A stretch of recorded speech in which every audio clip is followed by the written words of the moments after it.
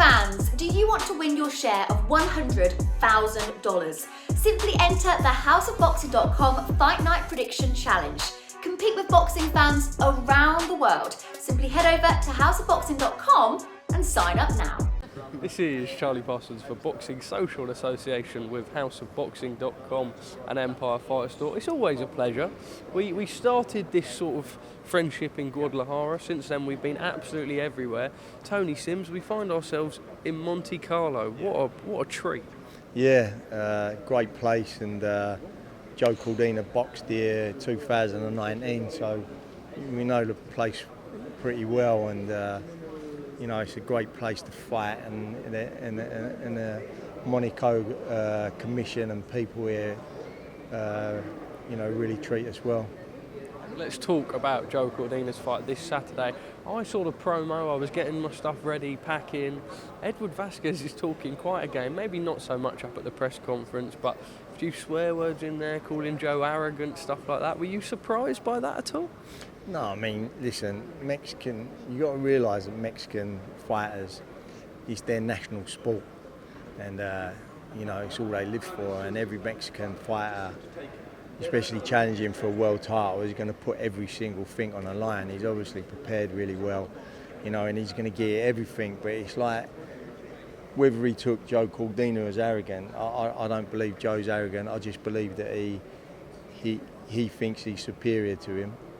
And what he was trying to say was, you've got to be a special sort of fighter at super featherweight to beat Joe Cordina, and Joe don't believe that Vazquez is the special type of fighter that could beat him in any department.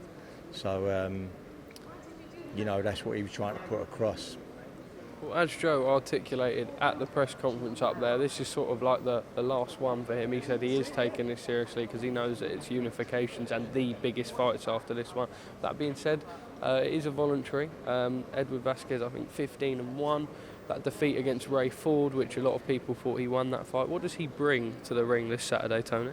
Well, as I said, like, you know, he's a Mexican fighter, and they bring everything. You know, they're you know, a stereotype of Mexican fighter is they all come to fight, they're all game, you know, and they put everything on the line, and you know, every time you step into the ring with a Mexican, you know you're gonna get that. And bearing in mind, Joe fought a Mexican in Monaco last time, in Tinoco, who previously to that had a great knockout win over Jordan Gill, you know, and he brought everything as well. So Joe knows what the Mexicans are about, and as I say, you know, he's going to be a tough competitor, but I just don't believe that he's got enough what it takes to take the title off of Joe Cordina.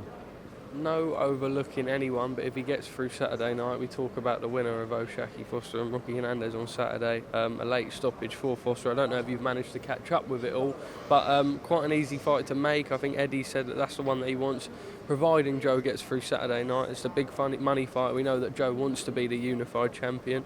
Something that interests yourself and the team?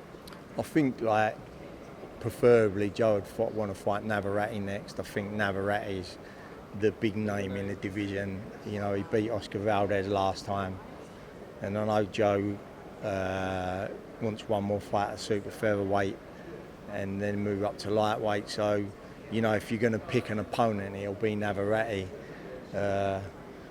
You know, when we tried to make the Foster fight earlier in the year, you know, I don't believe Foster's brings enough to the table other than his belt. No one really knows him, to be honest, and you know, I just don't think there's enough there to make that fight. So the Navarette fight is obviously the big fight in the super featherweight division for Joe, and then obviously on the other side of that, you've got Leigh Wood, who's moved up to super feather.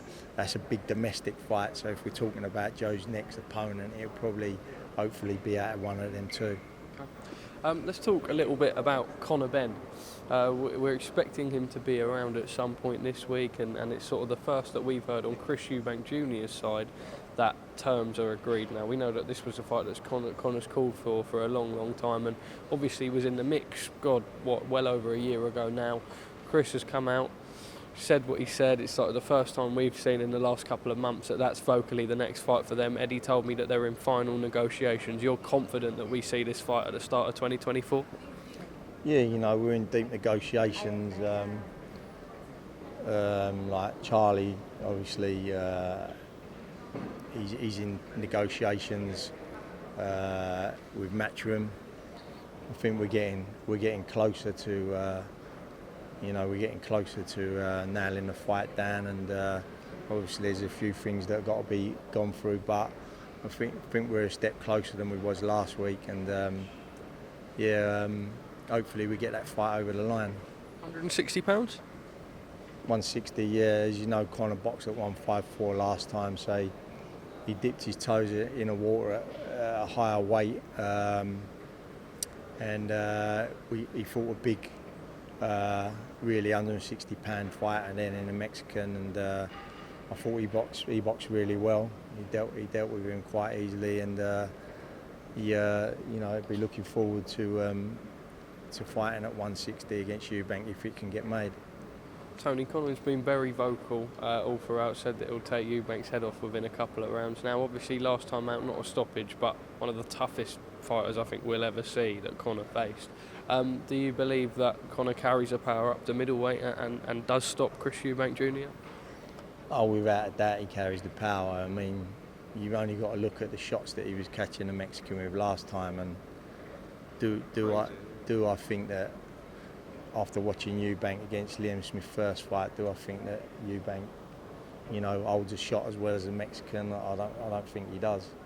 So we'll have to see. But obviously, Eubank's last fight against Smith, it's hard to take anything. It's hard to take anything from that fight really, because that definitely wasn't Liam Smith in there that night. If you look at the first fight to the second fight, it weren't him in the ring, and I don't know what problems he had in camp or whatever, but that definitely wasn't Liam Smith, and so that's give Chris Eubank a little bit of confidence, and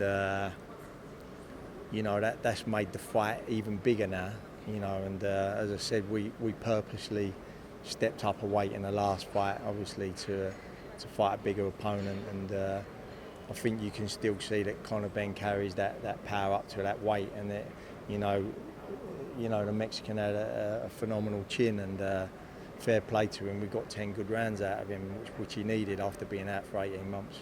Tony, just quickly on John Ryder, there were some rumours circulating. I know that he was pushing for either the Berlanga or the Jaime Munguía fight. We're hearing potentially early 2024, January, February time. Does that sound about right from what you're at on your sides? Where are we at with that potential clash for John? Yeah, obviously Charlie's in deep negotiations with that fight. I think we're nearly there now, and I'm expecting that to get over the line as well within the next week. So hopefully there'll be an announcement there as well. So that'll be a massive fight for John, and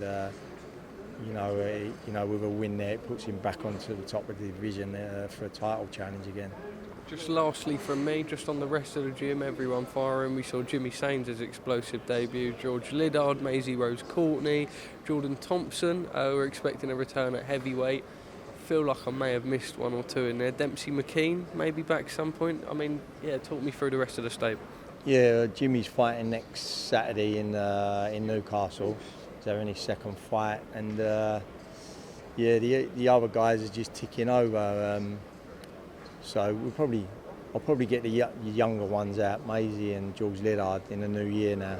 So they'll just be ticking. They're just ticking over at the gym at the moment. Tony, always a pleasure. Feels very cool interviewing you in Monaco. We've done many a place for an interview. This one just about trumps it. I've never felt so broke in my life. Will Charlie be coming this week? He's on his way in now. Yeah, he's flown. Just landed in London. He's just messaged me from LA, and he's flying on to Nice. So he'll be here this evening. Tony, top man, always a pleasure. Thank you for speaking to us at Boxing So.